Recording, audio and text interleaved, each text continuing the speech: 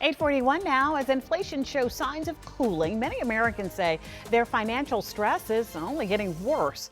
That's why we spend each morning asking, where's the money to help you save a little bit of money? From higher gas and grocery prices to growing concerns about savings and retirement, new surveys show consumer confidence has fallen to record lows. So what money moves should families be making right now to try to stay ahead? Joining us live this morning, Mark Henry, founder and CEO of Alloy Wealth Management, with some smart tips to help stretch your dollars and plan for the months ahead. Thank you so much for joining us. People are standing by with pen and paper ready to hear these tips. Yeah, Thank absolutely. you. It's hard out there. It really is. So let's get right into it. So what are some smart money moves that people really should be trying to make right now for things like gas, groceries, and even luxury things like maybe travel as those prices continue to go up? Yeah, and it is summer vacations right around the corner. So, it's funny when we talk about inflation is cooling, it sure doesn't seem any easier. And I think that's where a lot of people get it wrong. We had out of control inflation, so now it's getting better. That's really good. It doesn't mean prices are going down, however. It just means they're not going up quite as quickly as they once were. So it's not going to get easier right now. And so the tip on this one is really, you have to know, where is the money going? This word of budget, everybody hears, oh, you have to be on a budget and all. That sounds so depressing. I like to call it the spending plan.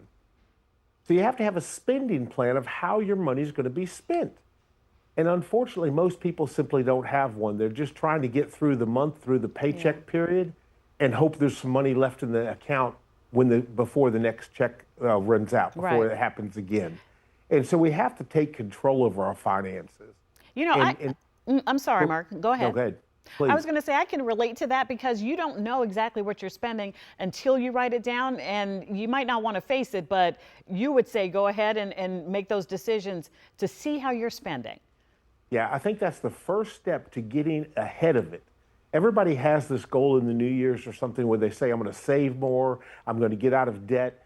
But where's the written plan to actually do that? So that's where it starts with. I always tell people, start with this.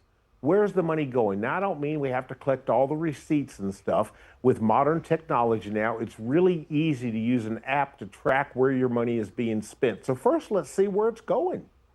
What's happening to it? And let's start cutting out things we don't need. A lot of times that's going to be subscription services. We have 5 or 6 for television services, streaming services. I once found myself with 3 gym memberships, but I wasn't losing weight. Imagine that. I wasn't going to them, but I had them. Right.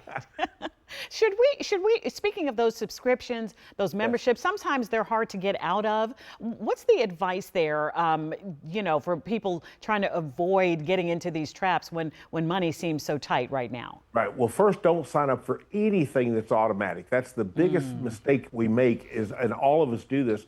It seems so convenient. Well, I think it's very convenient to have your power bills and things like that set up automatic, your car payments so you're never late. That's excellent.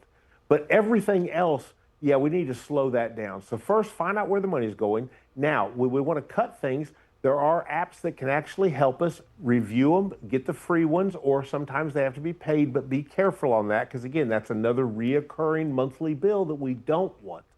So then we start getting rid of stuff. And really, when it comes to this idea of taking control of our money, it's a family discussion. I find when we make it loud, and what I mean by loud budgeting or loud is when we start telling our friends and family, especially family, we've made this decision to have more freedom in our financial plan, to be able to save more or get out of debt. And we do it as a family. Remember, your children are going to have to go through this for themselves as well. Get everyone involved. It's easier to stay accountable when you do that. Mark, before we let you go, with Alloy Wealth Management, should we be putting our money somewhere now or just trying to budget where it goes? What would you suggest? Well, savings has to happen, and that's unfortunate, but you have to have an emergency fund first. An emergency fund is that 3 to 6 months of savings that can just pay your bills in the event of an emergency. So you always want to start with emergency fund, pay off credit cards, college loans second, after the emergency fund is funded. And once we're there, now we have to really focus on our savings. Make sure if your employer is offering you a match, you have to take that right out of the gate, even if you say, I haven't got my emergency fund yet. You still got to put enough money in your 401 to get the match because that's free money. All right, we're going to start, but first, know where that money is going. That's Mark Henry with Alloy Wealth Management. Thank you so much for sharing Thanks for some having me really on. great ideas with us.